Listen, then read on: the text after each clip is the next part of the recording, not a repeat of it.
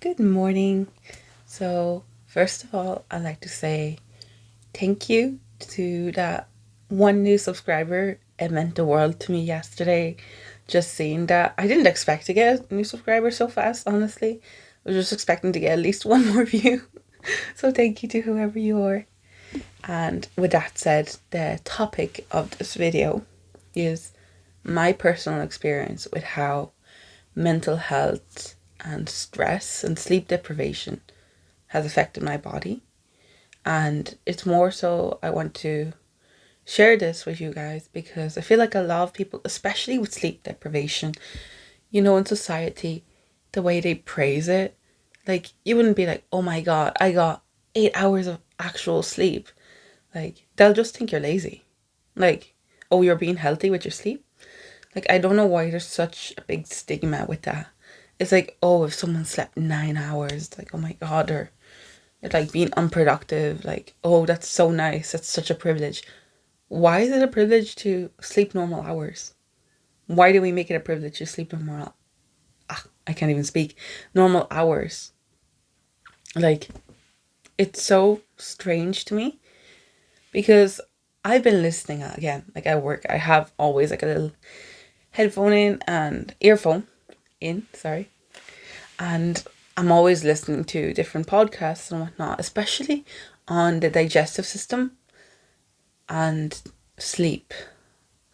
And what I've heard is the minimum amount of hours you need to get to be a functioning human. Again, this is based in general. I don't think it's even based on women. I think women need, like, I remember, like a few more extra minutes or so 7.5 hours maybe.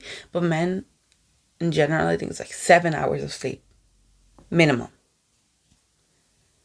Like, it's insane to me because I haven't gone 7 hours of sleep. I think today is like one of the first times this month I've even gotten more than 7 hours of sleep. And it's so bad because I know this isn't like an experience that's just like, that just pertains to me. It's something that like a lot of people are going through on a daily basis. Even with my boyfriend, like he works out, he wakes up 5 a.m. every morning to work out, but he goes to sleep quite late, like at 12. So I'm like, you're getting 5 hours of sleep. You're essentially killing yourself. And again, it's not like he has a choice. Like he could like choose not to work out, but then that's also like not choosing yourself. It's like, why should we have to choose between taking care of our body or taking care of our body? I don't know. Like taking care of our body or slowly killing ourselves. Um and that's something I've really noticed has affected me, sleep deprivation. Like, especially with my mental like and cognitive reactions, I've noticed that since I started working and sleeping less, I've been forgetting a lot more.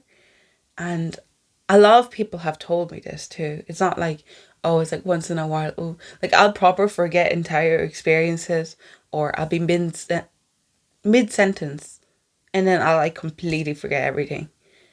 And I know that happens to me a lot before also, but this is like much more frequent. And I have to like write everything down at work. And it's annoying because we have a system where it's like you have to kind of like put in everything you do. But sometimes I forget to write down. So then I have like slots where I'm like, what did I do? I wasn't like doom scrolling on my phone or something because there's managers near you. You can't do that. So it's like, what did I do? And I've definitely noticed like I've gotten so tired. Like at work after eating every meal. Of course, you get tired and whatnot, like sleep, like food coma, whatnot. But this is like really extreme food coma. It's like I'll eat and like I literally feel like I'm passing out, or sometimes actually like proper sleep on the desk like this. And yeah, it's just not good. Now, second point, it's not in chronological order, but in regards to stress and how I've noticed it's affected my body. Of course, I feel like there's a lot more things internally going on that I can't see. And this is what stress and mental health kind of combined into one. So, with stress, I've definitely seen that it's harder to lose weight. For me personally, like, I remember before I could, like, maybe cut off calories and whatnot. And I have the same metabolism. It isn't that our metabolism slows or anything. And I will say, granted, I'm not really exercising as much.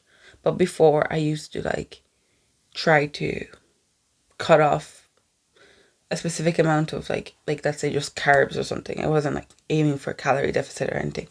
But now, like when I try to aim for a calorie deficit, and I'm like, I've tried like eating 2 meals a day instead of my usual three or stuff. Like there's no fluctuation, whatever whatsoever in weight. No fluctuation in water weight. No fluctuation in anything. And I've been talking with friends too, who were in similar kind of corporate environments, and they have the same problem. Like one of them is literally, I've never seen someone so like dedicated to trying to lose weight, goes to Pilates, calorie deficit every day, and she just has not lost weight at all. And granted that I and her do have like a PCOS profile, I know it's more difficult, but I feel like it's just become a bit more difficult than usual. And that's something actually I'm hoping to improve and work on now. After coming off of work and working on my own personal self and my own projects, because yeah, it's not nice, It's really not nice. And it's again like it's more so like, yeah, summer's coming, aesthetic body, but also just for your own health, like that's one of the main things I would say. Hair loss, I know sometimes people experience that. I don't think I've experienced any hair loss, but that's because thankfully my genetics, I was born with a full head of hair when I was a baby. Like if you see my photos, I literally look like a little monkey. It's so cute. A bit eerie, but cute, like I love cute eerie things. Actually, no, like I can't grab it from here, but anyway.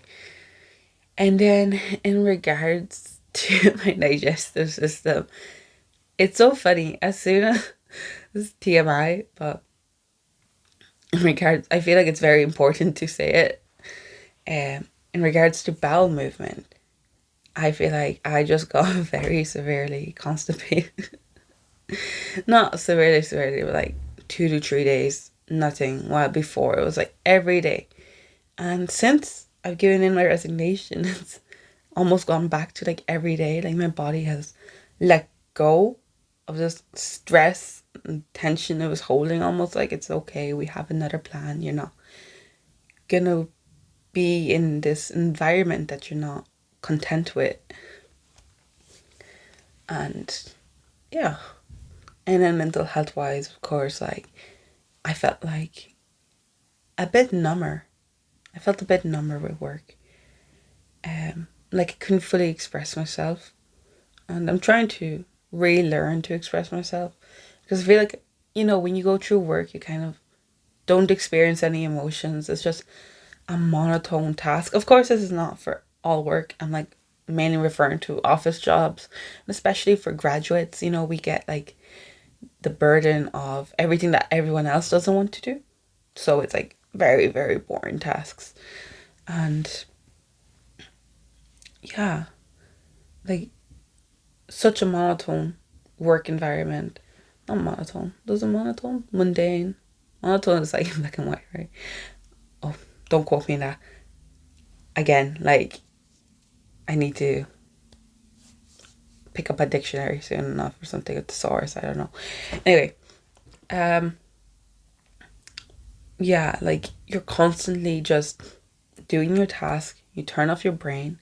You don't even need your emotions. You don't need any like logic most of the time. You just do the task and it's repetitive and you keep doing it.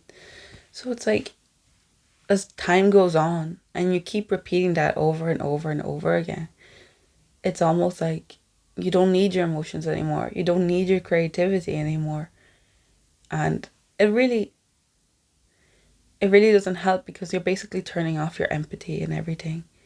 And then when it comes to a situation that you actually have to, you're like in shock. It's like, oh, like what do I do? What do I do? I haven't prepared for this. The past 6 months I've been shutting off my brain. I don't know what to do. So yeah, that's my experience with it.